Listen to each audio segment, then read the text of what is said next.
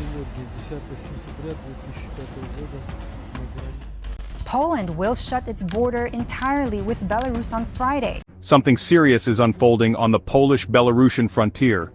In the pre-dawn hours of September 12th, Poland announced that all land crossings with Belarus would close indefinitely. By midnight, every gate was locked. Soldiers, border guards, and armored vehicles filled the checkpoints. People who normally cross daily, workers with permits, families visiting relatives, patients headed for medical care, found themselves stranded. Long queues of passenger cars and freight trucks stretched for miles. Horns blared, drivers stepped out to plead with border police. Children dozed in back seats while parents frantically checked their phones for updates. This was not described as retaliation. Warsaw called it a security measure after two events shook its confidence. First came the Zapad 2025 joint military exercises just across the border, followed by multiple Russian-made reconnaissance drones straying into Polish airspace. Polish F-16S and Dutch F-35S were scrambled. NATO's early warning aircraft and tanker planes lifted off, and German Patriot batteries went on alert. According to NATO and Dutch defense statements, the intruding drones were shot down, though the exact weapons used remain classified. Civilian flights were briefly suspended. Some regional airports closed their runways while the airspace was swept for further threats. Within hours, Poland began deploying tens of thousands of troops and border security personnel to reinforce the entire eastern frontier. Public reports estimate about 40,000 soldiers, police, and reconnaissance units were involved, backed by new sensors, permanent fortifications, and road barriers under the long-planned Eastern Shield project. For everyday Belarusians, this abrupt decision meant disrupted routines and escalating uncertainty. Families who regularly crossed for work, shopping, or simply to fill their cars with cheaper fuel suddenly faced indefinite separation from loved ones and higher living costs. Belarus's economy depends heavily on trade through Poland and the wider European Union. Truck routes that normally carry food, medicine, spare parts, electronics, and construction machinery westward were forced to reroute east, mainly through Russia. This detour raises two immediate costs: longer distances and higher insurance and freight premiums. The timing could hardly be worse. Russia's domestic fuel market has faced refinery fires, maintenance cycles, and temporary export bans in recent months. That instability pushes up prices for the Belarusian trucking fleet, which now must rely more heavily on Russian fuel supplies. Within the first 24 hours of closure, Polish media reported hundreds of trucks and more than 1,000 passenger vehicles backed up on approach roads, clogging nearby city traffic. Even Belarusian state outlets, normally cautious in such admissions, acknowledged unusual congestion. Beyond freight, personal finances also suffer. School registrations, hospital appointments, supply contracts, and even routine banking transactions are delayed. Card payments trigger false alarms. Foreign currency inflows decline, creating pressure on the Belarusian ruble and widening the gap between wages and prices. Psychologically, the sense of being locked in runs deep. Memories of the 2020-2021 protest wave, when many citizens experienced mass arrests or fled abroad, remain vivid. The indefinite border closure revives those anxieties. Residents start stockpiling fuel and food, which itself drives prices higher even when actual shortages are minimal. Geography adds another layer. With western routes blocked, Belarus is pushed further into economic dependence on Russia. Ruble-based trade grows while opportunities to earn hard currency shrink. Sanctions and tighter controls also reduce the gray areas once used for re-exports or third-country trade. The result is higher costs and limited choices for both businesses and consumers. Poland's massive deployment along the eastern border serves three overlapping objectives: round-the-clock surveillance and rapid response. Border guards, police, gendarmerie, and army units operate under a unified command, ensuring 24/7 reconnaissance and quick reaction to any incursions. Deterrence of irregular crossings. Physical barriers, advanced sensors, and streamlined legal procedures allow for swift handling of unauthorized entry attempts. Strategic signaling. By reinforcing its frontier during and after the Zapad exercises, Warsaw sends a clear message of readiness to both Minsk and Moscow. The NATO dimension amplifies these goals. Dutch F-35S, Polish F-16S, NATO AWACS aircraft, and German Patriot missile batteries combine to monitor and counter drone activity. This joint response demonstrates an integrated air defense network capable of immediate action, a fact not lost on neighboring capitals. For Belarus, the domestic consequences are significant. A centrally planned economy with limited savings feels every price spike sharply. Imported goods disappear from store shelves, local substitutes cost more, and medical supplies become harder to find. Maintaining social calm demands greater spending on subsidies and internal security, tightening the state's budget, and increasing its reliance on Russian support. Russia, too, faces dilemmas. The closure weakens a traditional pressure point on the EU, reduces the effectiveness of migration as a hybrid tactic, and obliges Moscow to provide additional financial assistance to Minsk. Kremlin statements labeled Poland's actions provocative, but the swift NATO coordination showed that Europe's eastern flank can respond quickly when tested. While governments debate strategy, ordinary people shoulder the immediate burden. In towns near the border, small shops and service stations once dependent on cross-border traffic face sudden income loss.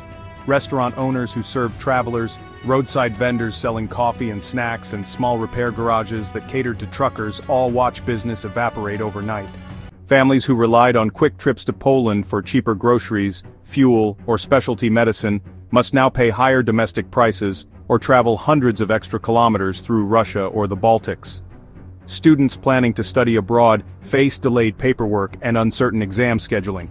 Parents worry that international programs such as language exchanges or university partnerships could be suspended if the closure drags on. Healthcare is another pressure point. Although Russia can supply many basic drugs, certain high-quality medicines and specialized medical equipment are primarily sourced from the EU. Hospital administrators report longer delivery times and occasional shortages. Patients with chronic conditions, diabetes, heart disease, cancer, feel the strain first. Even social traditions are disrupted. Belarusian families commonly cross into neighboring EU countries to buy second-hand cars or electronics, then resell them at home. With that avenue cut off, local prices spike, and small traders lose a key source of income. The sense of being locked in grows, and with it the anxiety of what tomorrow may bring.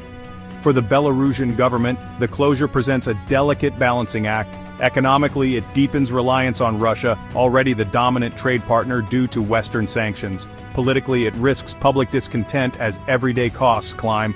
The government's need to maintain internal stability forces it to spend more on subsidies, price controls, and visible security measures, stretching an already tight budget. Moscow, meanwhile, confronts its own challenges. The loss of a strategic pressure valve into the EU limits its ability to use migration or border tension as leverage. Providing financial support to Minsk, whether in the form of discounted energy, direct loans, or expanded trade, adds another drain on Russian resources at a time when domestic economic issues and international sanctions are already significant. Russian officials label Poland's action provocative, but the swift, coordinated NATO response underscores that Eastern Europe's security architecture can act decisively. This changes calculations not only in Moscow but across the region, where countries watch closely to gauge how firmly the alliance will defend its borders. Belarus may quietly explore back-channel talks with EU capitals to establish limited humanitarian or commercial corridors, promising technical cooperation on migration control in return. Such negotiations, if they occur, would test Russia's patience and potentially create subtle friction between Minsk and its most powerful ally. The closure reverberates beyond Belarus and Poland. Neighboring Lithuania and Estonia have already imposed partial airspace restrictions, citing similar security concerns. Their actions, though less dramatic, hint at a broader regional shift toward caution and collective defense. International trade corridors feel the shock as well. Freight companies that once used Belarusian routes to move goods between Asia and Europe must reconfigure logistics, adding costs and delays that can affect supply chains across the continent.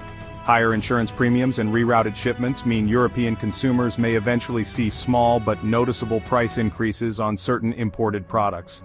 Diplomatically, the incident highlights how quickly a localized security scare, like drone incursions, can escalate into wider economic and political consequences.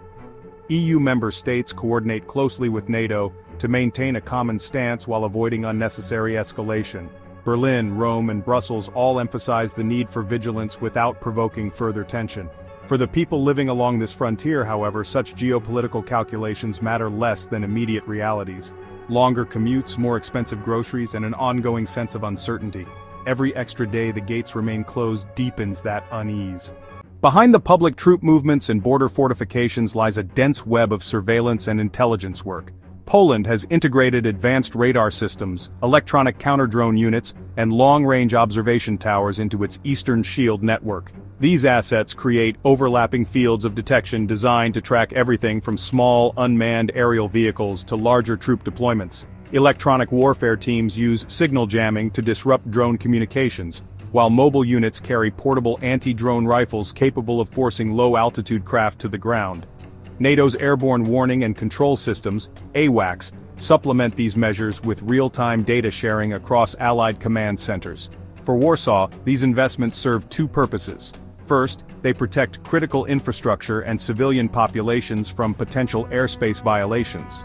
Second, they signal to both allies and adversaries that Poland is prepared for sustained monitoring and rapid escalation control. Belarus and Russia operate their own sophisticated intelligence networks, of course, but the Polish approach, integrating national defenses with NATO's broader technological umbrella, illustrates how modern border security now blends traditional troop deployments with cutting-edge digital surveillance. The next steps remain uncertain, but analysts outline several plausible paths. Prolonged stalemate. The border stays closed for months while Poland maintains high troop levels and Belarus adapts with subsidies and Russian assistance. Trade patterns shift eastward, and cross-border family and business ties weaken, gradual easing with conditions. Minsk negotiates limited humanitarian or commercial corridors, perhaps offering cooperation on migration control or drone monitoring. This would ease economic pressure but require careful diplomacy with Moscow. Further escalation. Additional drone incursions or other provocations could prompt stronger NATO deployments, tighter airspace restrictions, or new economic sanctions, raising costs for all parties. Whichever path unfolds, regional governments must balance domestic stability with broader strategic aims. For Belarus, heavy reliance on Russia carries both economic lifelines and political risks. For Poland and its NATO partners, the challenge is maintaining deterrence without sparking an uncontrollable cycle of escalation. Amid these geopolitical calculations, everyday life remains suspended for thousands. Families separated across the border arrange video calls instead of weekend visits. Small traders count dwindling savings. University students anxiously watch email inboxes for updates on scholarship programs or visa approvals. Local news footage shows empty parking lots where cross-border buses once waited, and marketplaces where imported goods are missing from stalls. Teachers delay international projects. Hospitals ration certain medical supplies. The uncertainty is felt in the smallest routines. A grandmother wondering when she will next see her grandchildren, a mechanic waiting weeks for a single critical car part, a young couple postponing a wedding until relatives can travel again. These individual stories underscore the human cost of decisions made far above the heads of ordinary citizens. While national leaders weigh security and strategy, people on both sides of the frontier simply hope for a return to normal movement and reliable supply chains. Thank you for watching.